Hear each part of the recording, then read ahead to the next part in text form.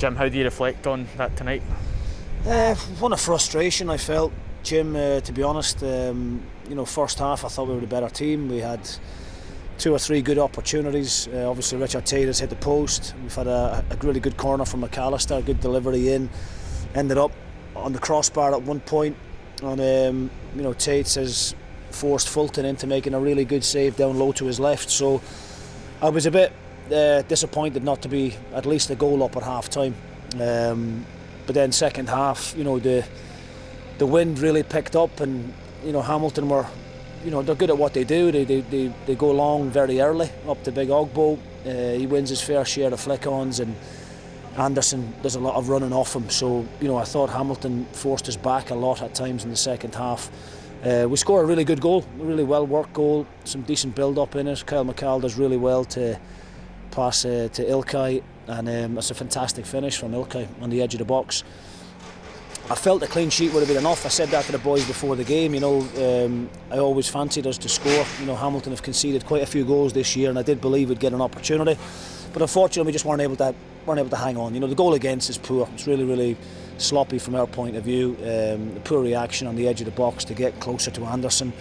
And obviously the lads try and put their bodies on the line to try and block it, but there's a deflection there, and Jack Hannock has got no chance. And at that particular time then Hamilton looked as if they were on top and were forcing us back. We were getting a little bit cagey defensively. We were not clearing our lines properly, and giving away cheap possession in the middle of the pitch, causing a lot of our own problems. So Jack Hannock has to make a brilliant save then to make sure that we take a point from the game. So all in all, I think it's a night of frustration. Over the whole piece, over the 90 minutes, I think a draw is probably fair. You've had the chance to see the Ethan Errejón goal that was ruled off for offside. What are your thoughts on that? Yeah, look, it's a really poor decision from the linesman on the far side. John Obika is at least a yard onside. When I think it was Richard Tate who crossed the ball, when it comes in, John is standing outside the penalty area, and Brian Easton and a Dauphin, I think it was, were actually in the Hamilton box at the time. So John's got himself free at the back post, a great header down to Ethan Errejón, and a really good finish, and the goal should have stood as far as we're concerned. So yeah, that's a real sickener. Yeah, really frustrating as well, because at that time of the game you're heading into the final 10 minutes to have the lead. You would have felt fairly confident we'd have saw that out. Yeah, of course, you never know what's going to happen after that, but it was a legitimate goal, and it should have stood, and unfortunately it's another big decision that's went against us. You couldn't fill the bench tonight as well. Is that kind of a bit telling of the kind of toll that the injuries are taking on the squad at the minute? Yeah, we're in a little bit of a sticky patch when it comes to the personnel that's available, and when you look at the quality of the 5 players who are missing at the moment, they could all arguably be in the starting 11. Christian Dennis, Eamon Brophy, 2 very good strikers for us. Jamie McGrath has been one of our star men all season. He scored a number of goals for us as well.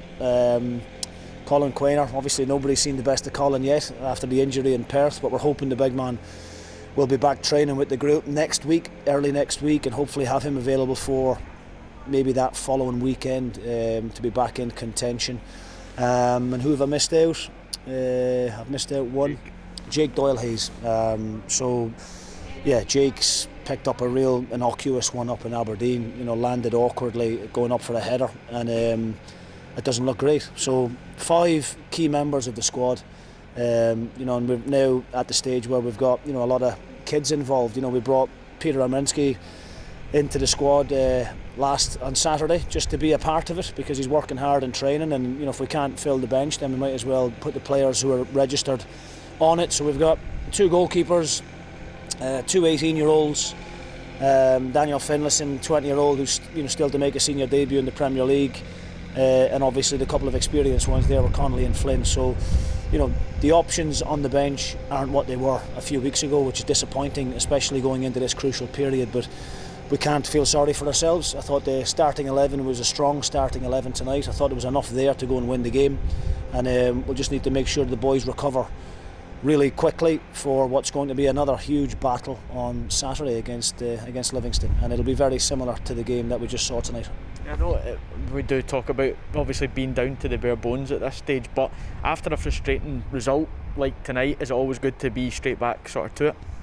Yeah, I mean, I think so. But I'll be honest, we could really do without a midweek game at some period, just to allow the lads an extra couple of days to recover. And especially when you are down to the kind of numbers we're down to. Recently I've been trying to rotate the squad and try and make a couple of changes to rest one or two to try and avoid injury. But the injuries that we've picked up, they've not been muscle injuries due to fatigue. They've been real, frustrating ones that, it's not down to the training regime or not down to anything that we could have done differently. Eamon Brophy's got a stress fracture in his foot. Jake Doyle-Hayes has landed awkwardly. Collins came on 12 minutes into his debut, took a real sore one off of Murray Davidson. Christian Dennis tore an Achilles. There's not a great deal. Jamie McGrath dislocating shoulder. So just hard times at the moment. It is what it is. We just got to make the best of the situation that we're in. We're in a fantastic position this time of the season, going into the business end with 5 games to go pre-split. We're sitting 6th in the table after tonight's result, which is a huge positive. And it's a time now just to dig in. Tiredness won't come into it. We'll just need to dust ourselves down, mentally make sure we're strong enough to get through it and get the job done to ensure that we've got top 6 football to look forward to after the split. Just lastly, Ilkay Dermot scored again tonight. How pleased have you been with his contribution to the team over the last couple of weeks? Been delighted with Ilkay since he's forced his way back into the team. I've asked serious questions of him. We had strong words a couple of months ago about the situation. I felt he could do more. There's more to being a footballer than just coming alive when we're in possession. You've got to offer a bit more defensively as well, and I'm delighted to say Ilkay's took everything on board. He's really stepped up, and he's been a crucial player for us in the last 5 or 6 games, so great credit to him for taking what we spoke about on board and doing it in a positive manner.